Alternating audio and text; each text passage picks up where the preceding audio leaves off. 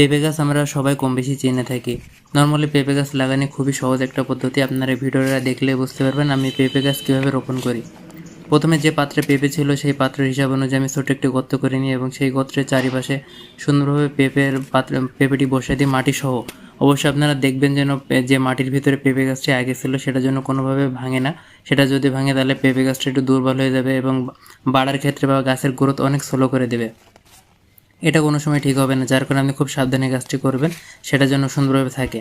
এবং চারিপাশ থেকে যে মাটিটা অতিরিক্ত যে মাটিগুলো ছিল সেই মাটিগুলো আপনি পেঁপের গাছের গোড়ায় সুন্দরভাবে দিয়ে দেবেন।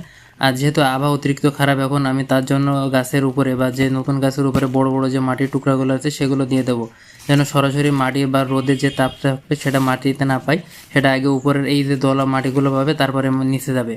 এটা করার ক্ষেত্রে আমার গাছটা সহজে নিচে ময়েশ্চারটা বজায় থাকবে এবং উপরের অংশগুলো শক্ত হয়ে যাবে এবং মাটিতে সমস্যা হবে।